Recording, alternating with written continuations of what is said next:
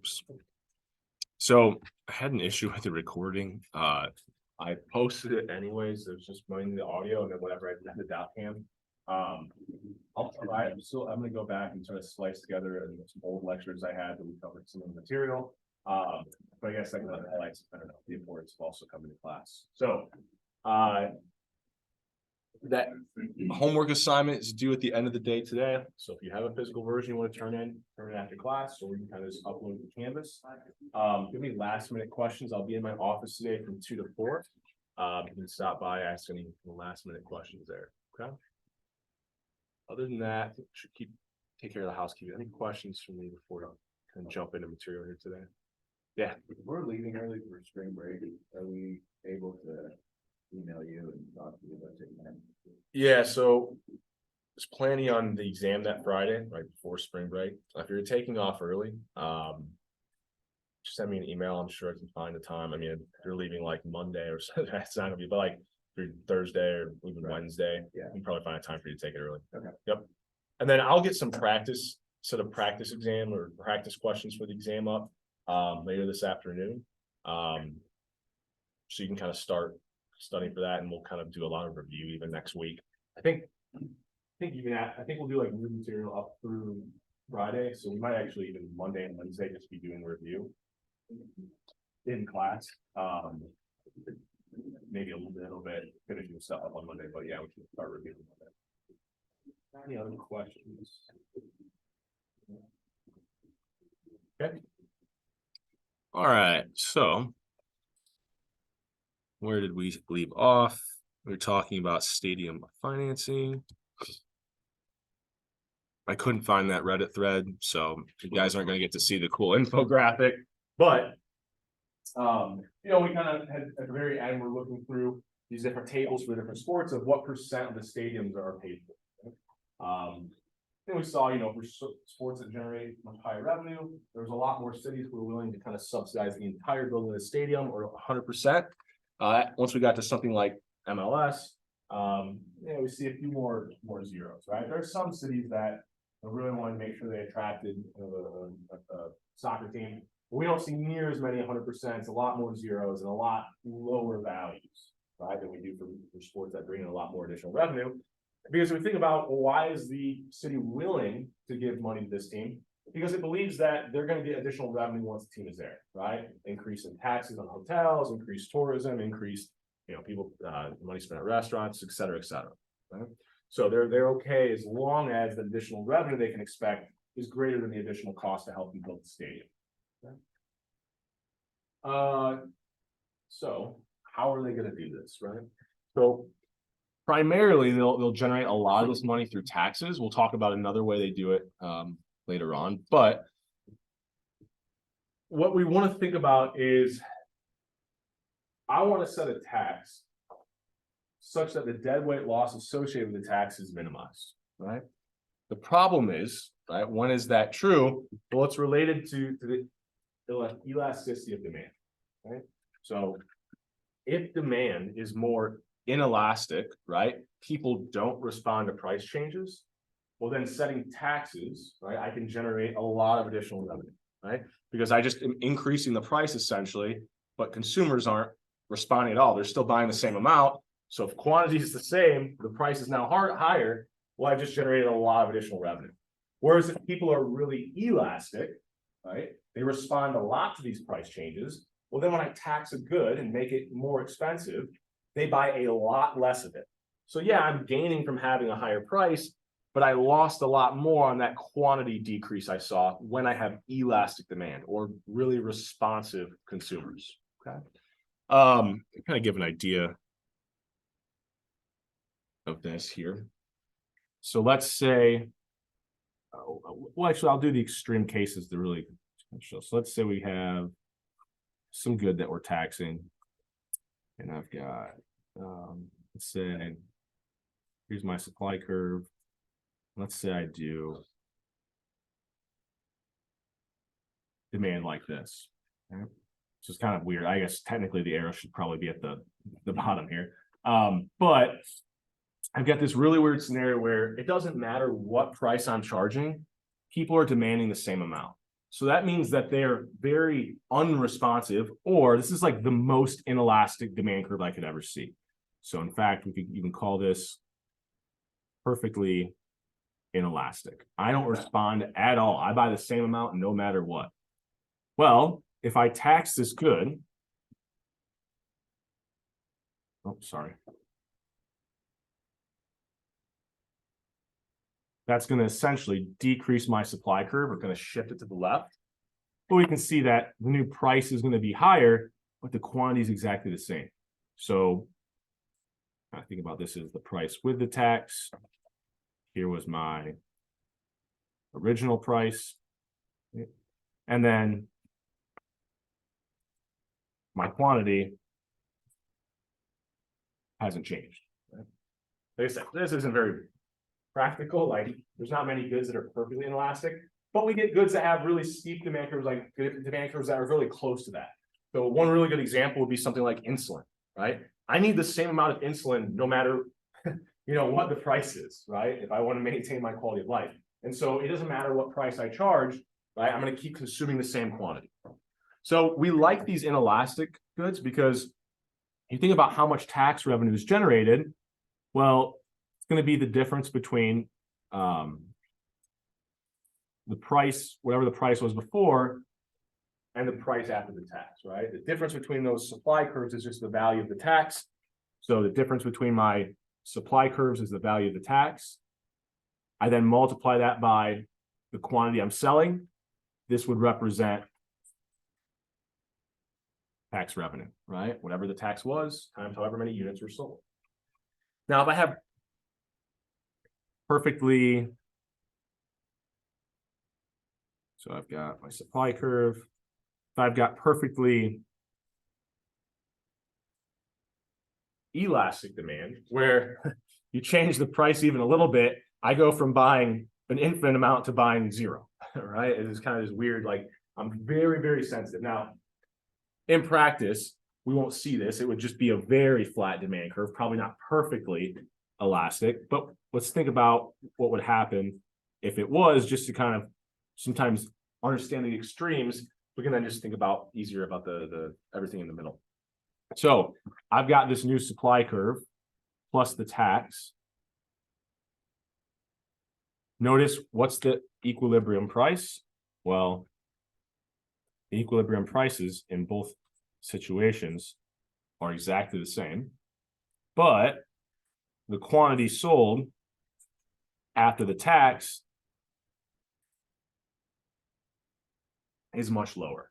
So if I've got the same price but a lower quantity, I'm just, I'm seeing a lot less revenue generated. In fact, if I tax this good, what's the amount that I'm going to get? Well, I could think about this as should be the value of the tax, right? The difference in between my two supply curves. That difference was just the value of the tax added, multiplied by the quantity that was sold after the tax. You can kind of see here, try to draw this pretty similar supply curves.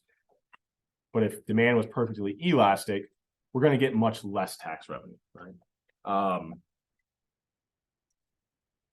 And then, like I said, this would apply to like any range in between. I was probably pointing up here, and you guys can see it, right?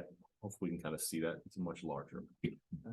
So what we want to do, in short, is tax really inelastic goods.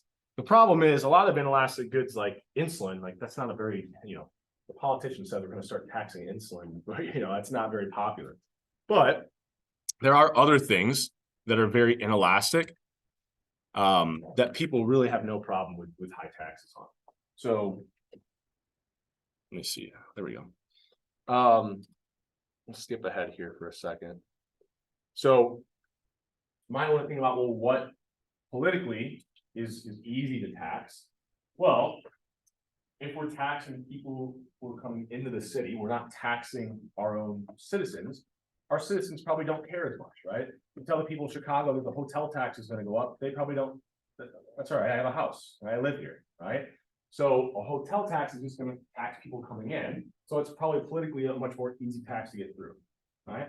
Now it's not necessarily probably most inelastic, especially now that there's competitors like Airbnb, things like that. But if we go back 20 years ago, you know, maybe you could think of like, if I want to go to this city, like I'm gonna have to stay in a hotel, like I'm gonna consume one room, no matter what the price is, right? I have to stay for this conference, or I have to stay for this sporting event, whatever it is. Right? So, another popular tax, we'll come back to this in a second, is anything that's like society views as negative, right? We call them sin taxes, right? So like alcohol, tobacco, they proposed like even in New York, like big gulp, like large sodas, because it's making people fat and then huge negative externalities to that. So things that we don't like as society, we want to tax those goods. We have a double effect. When you tax something, what do you get? Well, unless it's perfectly inelastic, we get a reduction in the quantity, right? So if we tax these things that we don't like, okay, we're getting fewer of them to be consumed, right? People smoke less, drink less, etc. Problem is, it doesn't really have that much an effect on the overall quantity, because what's true about cigarettes and alcohol, people are fairly inelastic, right? You can increase the price of cigarettes, you know, a really large percentage. If you think about it, like you can go from like $4 to $5 a pack. People probably aren't going to consume any less than they were before, but they're now paying this higher amount, and part of that's tax revenue, right? So we really like to tax these sin taxes, because usually the goods are inelastic, right? So we're not getting much of a reduction in quantity, but we're getting a huge kind of increase in price or the value of taxes, generating a lot of additional tax revenue. Oh, why is this? So I kind of mentioned this. So I mentioned vertical equitability here, so we'll come back to this, because one thing I want to talk about is who should we be taxing, right? So we've got two different types of equity, right? And what taxes are equitable. So the first is we'll think about vertical equity. This is really similar to like an income tax, right? I want to tax people more that have the highest ability to pay, right? So millionaires, right, have a higher ability to pay. I want to tax them more than someone making minimum wage, right? So that's vertical equity. I think that one's we've probably thought about that before. We also want to think about horizontal equity, right? So horizontal equity is not saying that I'm going to tax the people who are willing, or sorry, have the ability to pay the most, but I'm going to tax the people who are actually benefiting from this good the most. So for instance, we think there's positive externalities to having a stadium in the city, right? Horizontal equity gets at the idea that, well, I want to then be taxing the people who are using that stadium, right? So what would I do there? Well, maybe I put a tax on parking, right? Or a tax on, you can think about it. What would be another good example of a horizontal equity tax?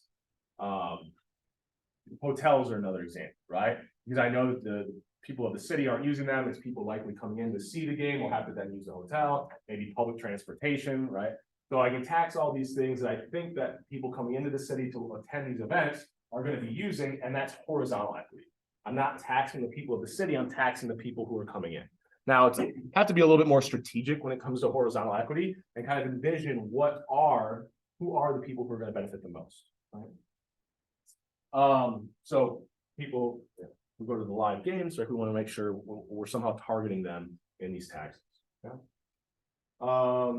Oh, another thing that's there's some places that do this. I don't have a sporting example off the top of my head. I have a leisure example. So we can also not just tax things like parking. It doesn't have to be specific, or hotel taxes. A lot of these, so like amusement parks, I don't understand, I don't know the legality side of it, but like they are like their own township sometimes, in that they can have different taxes. So like their sales tax, I think it's like if you're like Six Flags or Cedar Point, like their sales tax is ridiculous. It's like in like double digits, right? So you know, it's a lot higher than what the rest of the state is. Well, what does that guarantee? Well, if I only have an increased sales tax in this amusement park, anyone who lives near the amusement park still gets the positive externalities, but they're not using it, right? They're just living there. Well, I don't tax them. I'm not taxing my citizens. I'm only increasing taxes on the people in the actual amusement park, right? The people actually using that good. So that's another idea of kind of this horizontal equity. I can guarantee, you know, that definitely guarantees I'm taxing people who are benefiting the most, because I'm taxing the people in that amusement park. I'm sure there are some cities who have written in, like probably for these large venues, an additional sales tax that's added in, because that's a really good way of getting at this horizontal equity. I just don't know any off the top of my head without kind of Googling it and looking it up, but I'm sure that there's plenty of cities that kind of have this increased sales tax when it comes to these large venues. Any questions on this idea? So we've got vertical, horizontal equity. When I was talking before about things like taxing hotels, that's like this idea of horizontal equity. Trying to make sure I'm taxing people who are coming into the city to attend this game as opposed to my own citizens, right? So another thing that we can point out is hotels don't like this, right? So it's a politically popular tool because people in the city are like, yeah, I'm not going to have to pay that tax. But the hotels themselves, right, are really going to hate this. So we can kind of think about why. So if I've got, I don't know, maybe this is the quantity of rooms or something like that, and we've got the price that they're able to charge. So I've got some supply curve, some demand curve, right? I could think about before this entire area represented total surplus, right? I could break that down into two parts. One would be consumer surplus and producer surplus, right? Consumer surplus being the area above the price they pay, but below their marginal benefit. And then producer surplus being below the price they receive, but above their marginal costs. If I then tax this good, like tax the hotels, we'll see.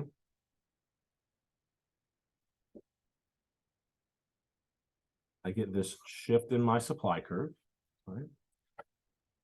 The new equilibrium price is going to be up here.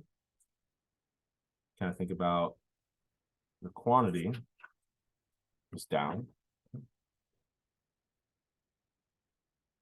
Okay. So now if I want to start thinking about where's producing consumer surplus now, okay? Well, consumer surplus, right, is now the area above the tax they're paying, but below their demand curve. Here, maybe do horizontal thing if you don't have color here.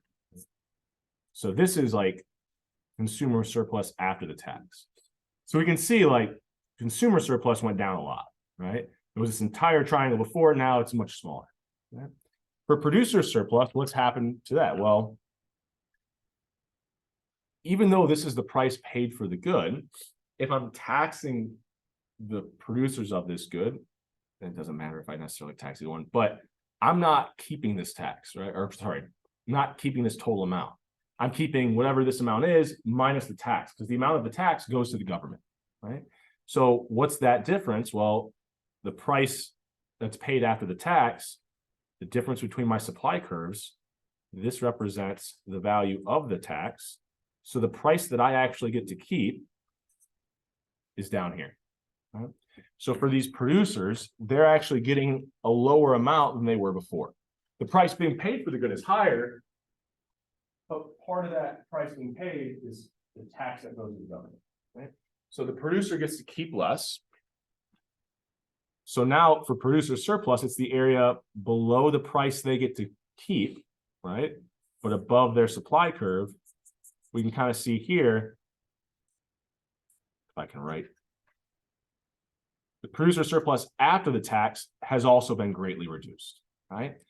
Well, what about all of this additional surplus within here? So we could think about what's this represent? So what would this represent? Well, it's the value of the tax times the number of units sold. That's just going to be my tax revenue, right? That goes to the government. And then all of this surplus that we previously had, this is what we'll call deadweight loss, right? That's how much surplus we're losing out by taxing this good. So politically, we can get this through because the citizens aren't maybe even involved in this market, right? They're thinking about they're not staying at hotels in the city that they have a house, right? So they don't care because they're not the consumers, right? So even though the consumers are losing out here, my citizens may not be the consumers of this good, which is hotels, right? Can generate a large amount of tax revenue. The only pushback that I'm gonna get is, I don't know, if there's a hotel lobbyist, out there, they're gonna be like, yeah, no. We're not gonna support your, you as a candidate or whatever it is, because tax in our industry is really gonna hurt us as well, right? We know it's gonna generate some additional revenue for the city, but you're gonna be hurting producers. I know this is kind of a muddy graph, so any questions on anything before we keep moving? Any clarification? Okay. So. We have this idea of vertical horizontal equity. We're thinking about some of the issues that are involved, that even if we try to, use some horizontal equity, there's going to be pushback from whoever is in that industry, from the producers, because that's going to hurt them as well. I also thought another interesting, just to start thinking about these things. We're talking about these syntaxes. Why could you argue, and then I guess we're relying a little bit on stereotypes here, but why could you argue that syntaxes, what would have to be true if you could argue syntaxes are actually not vertically equitable? Like targeting poor people.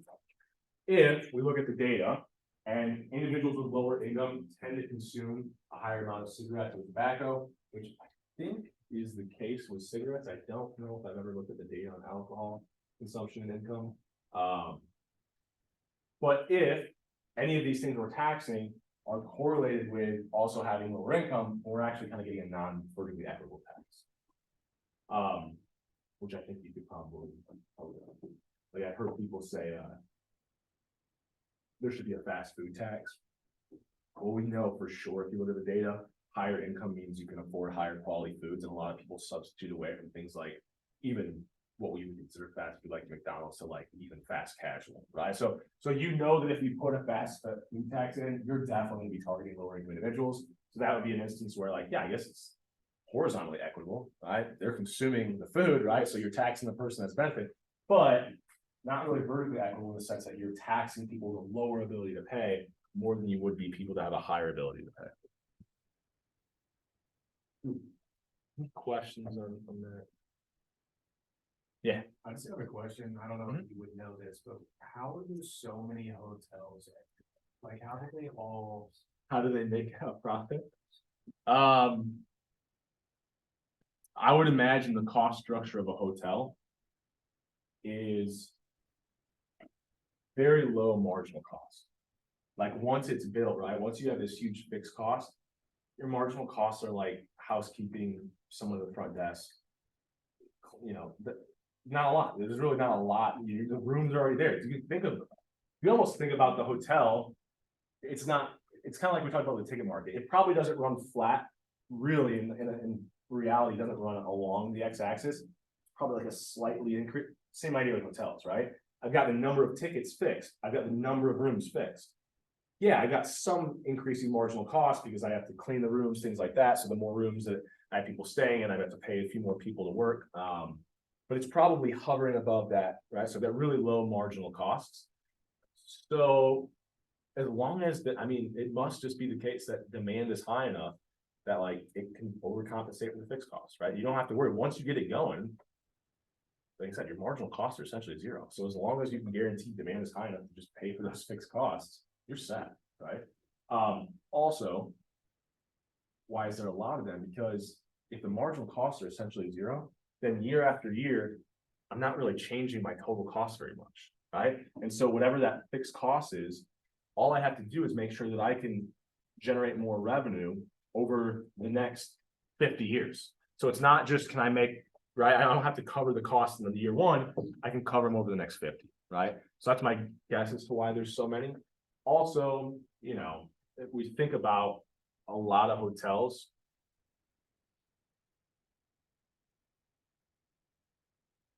so in small areas, right, why would you even see hotels pop up in like really small communities? Well, if I have monopoly power in the area, like I can get away with charging a pretty high price. Why would you see multiple hotels in small areas? Like I said, the fixed costs aren't that great. It's a building, right? So they are going to be larger, but the marginal costs are just so low once you get it built that you can have multiple hotels competing and still won't be able to make a profit. Also, there's like a level of, that the price you can get away with charging. Oh, what did I do with it? Okay. So this isn't like this is, ignore the tax part, right? If I've got pretty perfectly inelastic demand, right, I can get away with charging like a pretty high price because people are really inelastic. That's a whole, like, if I need a hotel, it's because I need to be in that area, right? So I'm kind of, whatever unless there's another hotel or Airbnb, then I'm really kind of very inelastic. There's not many other substitutes. Now, as I see more of those substitutes pop up, that's going to just mean that demand becomes more and more elastic, right? And then there's a point at which, it wouldn't, I don't know, it would only support 2 or 3 hotels in that area. Yeah, like the monthly hotel rate, I think triple, very, very compelling and that kind of stuff. Yeah, right. Why? Think about why would that be? Because there's a lot more people that come to the area that don't have a place to stay, right? So you're kind of, a lot of times these hotels are generating a lot of additional revenue, being able to charge a pretty high price because they know demand is going to be inelastic. And instead of like Ball State for just, homecoming weekend, every single time there's a game, they're going to have an influx of people potentially coming in. Does that? Yeah, like I said, I don't have like the best knowledge of the hotel industry in terms of like what the industrial organization looks like, but my guess is that it really is driven by those low marginal costs. Any other questions?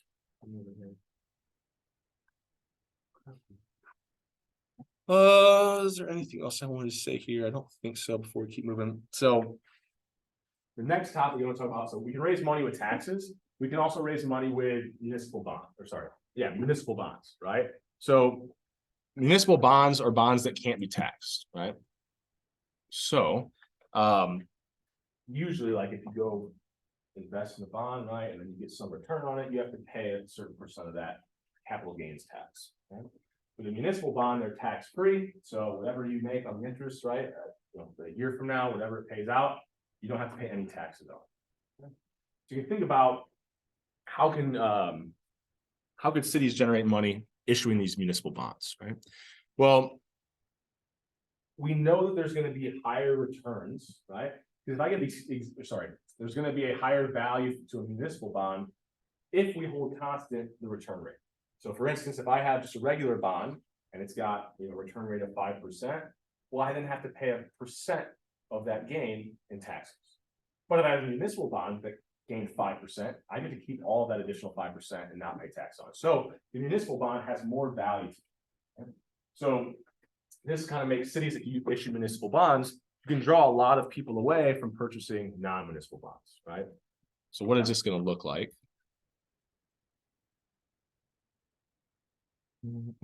Oh, sorry. I didn't mean to hit X, I meant to hit this. So if we've got the quantity of bonds and then the price paid for a bond, right? We can think about this as there's going to be some supply of bonds, and then there's going to be some demand, and we'll say this is non-municipal bonds. Okay. Well, excuse me. We know that at every single quantity, if we think of this as the marginal benefit to a non-municipal bond, we can kind of go through an example. Let's say I invest $100, right? And this is my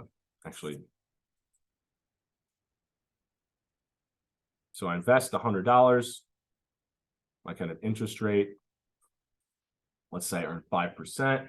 So this is what I get $105, right? Problem is, let's say there's a 50%, we'll use a large number, it's not too real, so 50% tax, right, on any capital gains. Well, then I actually don't get to keep the additional $5. I have to pay 50% to the government, so I really only get $102.5, $102.50. However, if I had a municipal bond, right, I invest the exact same amount of money, I get the exact same return rate, I get to keep the entire additional $5, or I'm better off than if I bought a non-municipal bond. So it's going to be true that every single quantity, I'm willing to pay a higher amount for municipal bond compared to a non-municipal bond, which is really just my marginal benefit, right? So I know that the marginal benefit for these municipal bonds is going to be higher, right? Because I know the marginal benefit is higher. They don't have to pay part of that gains. They don't have to pay that capital gains tax. So what does this mean for the cities? Well, you'll notice, like, compared to a non-municipal bond, I can get away with charging a much higher price, and I'm going to sell a lot more of those bonds relative to if this was a kind of non-municipal bonding issue. So they can kind of attract people away, right, from the non-municipal bond market. And once they do that, they know they're willing to pay a higher price. They can generate a lot of additional revenue. Like, how much money would be raised here? Well, whatever price they charge for the bonds times however many they sold. That's the amount of additional revenue they can now give to that team, right? So when they promise this money to the team, it's not always through tax revenue. It could also be through revenue generated from these municipal bonds. Any questions on this idea? So really hinges on the idea that if I don't have to pay a tax on these municipal bonds, I know demand for them is going to be higher, right? Because the value to the consumer is higher, and demand is just telling me the marginal benefit, right? The marginal benefit to the consumer. Any questions on that? Okay. So, where are we going next? Just not we have quite a bit of time left. So we think about who's kind of winning in this situation. Well, yeah, people who live in the area, right? You know, they're benefiting from the fact that the city is generating all this additional revenue selling these bonds, and then they can kind of turn around and spend it on roads or give it to a stadium that has positive externalities for my life. But, you know, if we think about who's losing out, well, I mean, this money, you know, that's being paid out, like the interest isn't coming from nowhere, right? It's coming from like the federal or state level general tax fund.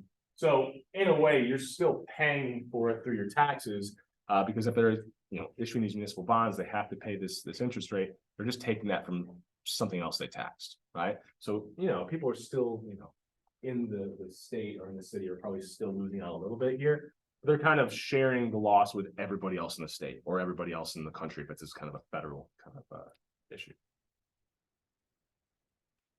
Any questions for you?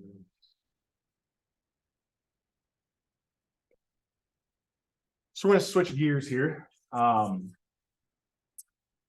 think about, this is kind of related to competitive balance. So I'm kind of revisiting this idea of we want competitive balance, but it's also just an issue. It's also just brings up an interesting kind of example that we see play out in the sports world. So when we have tournaments, right, and we think about the wages that different players make, well, my performance, usually we think about like I'm rewarded in terms of my wage or my salary, like in basketball, football. It's a byproduct of my performance, right? How good I am at the game. But it doesn't really necessarily reflect that if I'm really good and there's still another good player out there, we could still get the same salary, right? But in a tournament where we're going head to head, where the first prize gets more money than the second, well, now, right, it's not about my absolute performance, but my relative performance, right? So for instance, if I'm going head to head, winner takes all, the first prize is, I don't know, $100, second prize is $0, right?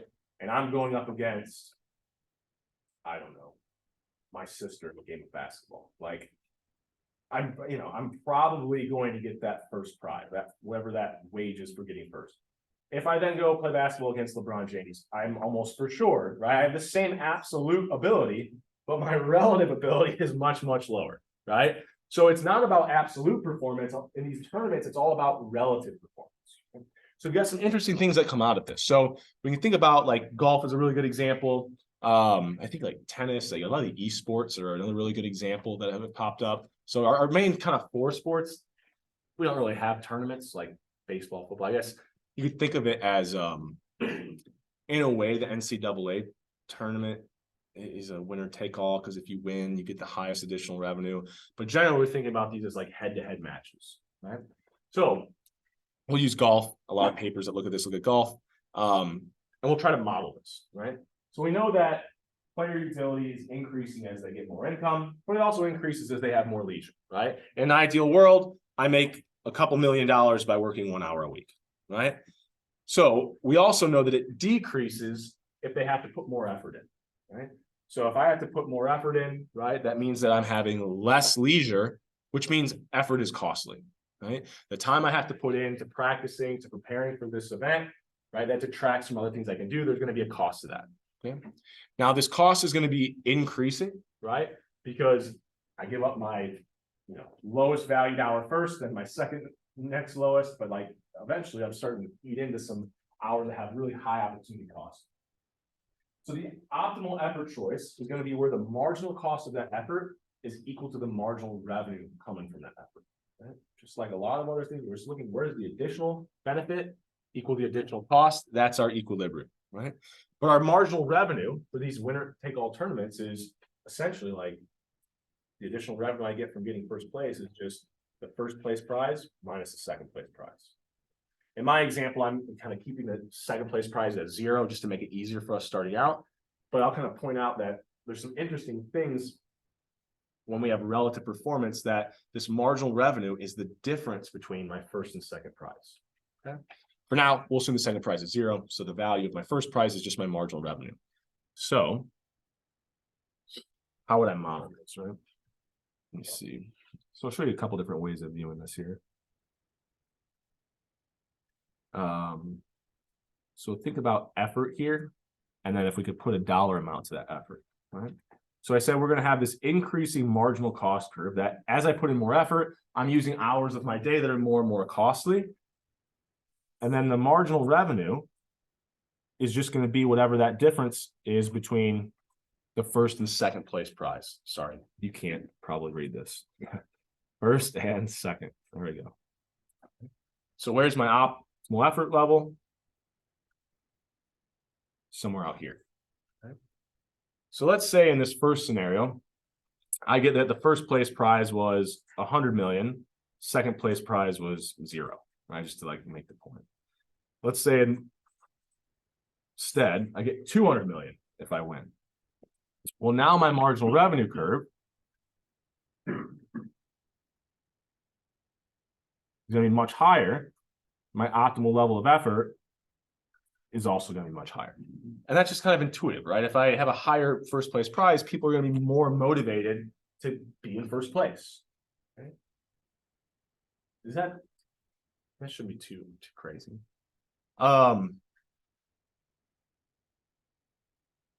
What if, excuse me, where would my optimal level of effort be if instead I gave 200 million to first place, but then 100 million to second? Well, my marginal revenue, remember, it's the difference in between my first and second place prize. So the difference between these would be 100 million. It would actually go back to my additional revenue generated from getting first is only 100 million. Because if I get second, I still get to keep 100. If I get first, I get 200. So I get a marginal revenue of 100 million there. We would actually end up in this scenario where these two payoff structures would actually produce the same level of effort, right? So, it's great to have like second and third place prizes, but just to make the most extreme example, what happens if I have a tournament and I just tell everybody, once you're in the tournament, you all make the same amount of money. Doesn't matter where you place. So it doesn't matter what numbers I use here. If each person gets the exact same amount, what's the additional revenue from getting first place? Nothing. My marginal revenue is here. What would my optimal level of effort be? 0. All right. So it's like, it's kind of interesting. If we did have this completely we would expect people to just show up, right? If I know I'm going to get 100 million either way going up against the other person, I'm just going to show up. I don't have to put hours into practice. I don't have to put hours into kind of preparing. You get the same amount of money either way. Now, to be fair, additional money is not always the main motivator, right? We could also complicate this model by its marginal revenue, but also there could just be some utility in winning, right? So that's why even when if we had a tournament like that, you're not going to see people put in zero effort, because there's going to be some people where the marginal benefit of getting first place is their additional utility they feel from winning, right? So there's a lot of research on this, like the love for winning and things like that, where people will actually, in like these experimental economic experiments, will actually pay a certain amount to win. Even so, it's decreasing their profits they get to keep at the end of the experiment, but just like knowing that they won, they're willing to kind of put in more, give up a little bit just to kind of have their name in first place. So we know that people are intrinsically driven by that. So we could complicate this where it's not just the additional revenue, it's the additional revenue and the additional kind of margin utility. If we could put a dollar amount. But for our sake, we'll kind of keep this just at the difference in the prizes, unless I kind of give you additional information. I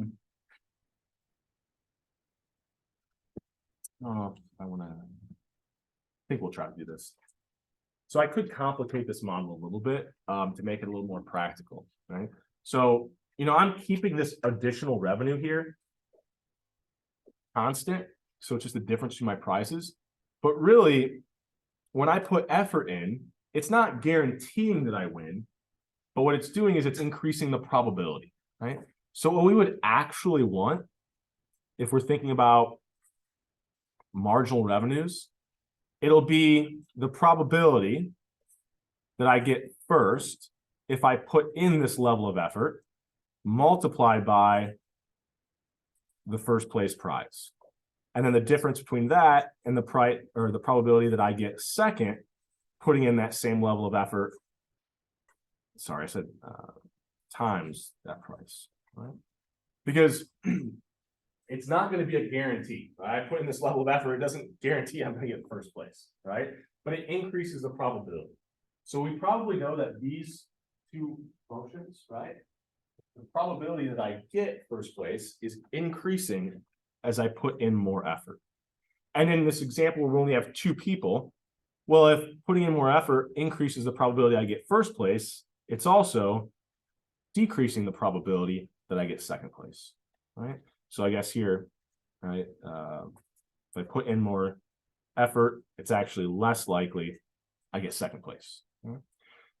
So if we think about our marginal revenue now, as I put in more effort, that difference, right? If I account for the probabilities, this is going to get larger, this is getting smaller. So that gap in between first and second place prize, it's not just the difference in the amount, it's the difference in the expected amount that I'll get. So this should be growing as I put in more effort. So probably a more practical, but a little bit more complicated version of this is going to be something like, I've got my supply curve. And as I put in more effort, my marginal revenue is going to be slightly increasing, right? Because as I put in more effort, it's more likely I'll get first place. So it's more likely I get that additional revenue. We're kind of building in these expectations. So in this example, let's say, so this is where person one, their optimal level of effort. Okay. Well, let's say I have someone who is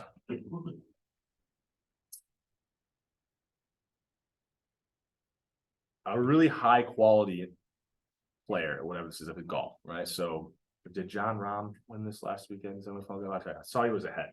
So anyways, best golfer, right? Well, for them, when they're putting in additional effort, right? Maybe it doesn't actually change that probability to get first by very much. Because if you're like really high quality, like for instance, if I'm playing basketball against LeBron James, right? Him putting more effort into it, yeah, it'll increase the chances he wins. But the chances he wins were already like 0.99999, right? So for a higher quality individual, increasing your effort won't change this probability as much, right? So you're going to get something that's a little bit less steep, right? But you're also probably starting out at a higher value because that probability you get first is probably higher. So, maybe even here you could think of if the effort, like at LeBron James against me, it doesn't matter if he puts in any effort, he's going to win regardless, right? So maybe he actually does have a horizontal marginal revenue curve. We can kind of think about there is our higher quality individuals, we could actually see put in the same exact level of effort as lower quality, right? Because for the higher quality individuals, right? Yeah, it's more likely they're going to get first place. So that's going to motivate them more, whatever that first place prize is. But their effort doesn't influence the probability they get first place by very much, right? So it's kind of all about kind of the steepness of our curves, but then also kind of where they would start out. Now, I won't ask you a homework question, but I'm saying like we could complicate the model further to kind of account for the fact that as we're choosing higher levels of effort, we're actually changing that marginal revenue because we're changing the probabilities I get first or second place. I'm getting at there. Any questions? Okay. So do they work? So do these tournaments work? Do they generate more effort, right? If we give bigger prizes, do we see higher effort levels? So there's been some interesting papers that look at this. So there was one on golf where they found, the higher the total prize money, we actually saw that it was lower scores, which in golf is a good thing, right? So they had higher prizes. They saw people performing better, which signals, right? We can't measure effort per se, but if they're performing better, it must be that they were putting in more effort, right? That they must have been more, or when I say effort, it could be that they were just more focused, right? They were taking more mental effort to focus on the task at hand. They also found that the greater the gap that was in between the prizes, like first and second, also saw lower scores. So it really was that difference between first and second prize that was driving this higher effort amount. There's this really cool paper though that kind of gets at this idea of, and I guess in my example that we were looking at before. So let's say I'm playing against LeBron James in basketball. I drew this like if I put in zero effort, I had a chance to get first. It's probably more likely that any level of effort I put in, the probability of me winning is still zero. So if you get a low enough quality person relative to the other person, them putting in effort doesn't change the probability they're going to get first. Doesn't matter how much effort I put in. I'm losing to LeBron James in a game of basketball, right? So what would my optimal effort be? Zero. So if you have these really mismatched individuals, right, where you've got like a superstar, so they went back and with like Tiger Woods and he was just dominating golf, right? And what they found was when there was tournaments that he played in, people actually, when he played in tournaments, right, the scores of the other golfers were actually higher. They actually did worse. And you could argue maybe there was a psychological thing where they maybe were more likely to kind of mess up a shot. But it also could just be that, well, why am I even trying? Right? Especially if we're looking at everyone as a whole. The people on the lower end of that quality distribution, they know they have no shot when this superstar's in there. So the superstar effect, where we see other people in that tournament actually decrease their effort, would be the same idea as what we're looking for. Like, it's just that now my effort doesn't change the probability of winning at all because my probability of winning is always zero. A couple minutes. Let's see. One more thing. There's also one more interesting study. This is one of my favorite papers ever. But it was this Italian guys, and they were over in Italy, and not so much, sorry, Italy. It was Israel. So they had these students, right? I don't think you get away with this in America. Teacher parents might be mad. So they took all these fourth graders and they had them run like 50 yards. Or it probably wasn't 50 yards, it's probably far for a fourth grader. 20 yards. It was some distance, right? They then recorded how fast they ran. They then ran them again, but ran them in pairs, right? So one thing that was really interesting is that for the boys, when they ran against somebody else, they always had, I should say always, on average, they had a higher recorded time. What's kind of interesting is they found that for girls, right? And there was no incentive, like they weren't giving them a treat or money or anything if they won. It was just the desire to win when you're going up against someone else was motivating those more. They also found those girls that actually ran slower, right? So that there was actually more of like a desire, like they might value equity, at least at a young age, or they've been taught to value equity. We could get into the social dynamics of it, but it's not always that when we have this increased competition that we're going to see necessarily increase in performance, because there could be other things going on that affect that player's utility, right? If I'm ahead in a golf match by 20 strokes. I don't know if it's possible, right? I might coast the last couple holes because I'm starting to feel kind of bad, right? That everybody else looks so much worse here, or something along those lines. But just some interesting studies to kind of support what we're talking about. I ran out of my time for today. So on Friday, I've got that week 7 reading up on Canvas. I'll kind of go over that, have a couple questions related to that, eye clickers, and yeah, other than that, I'll see you guys on Friday.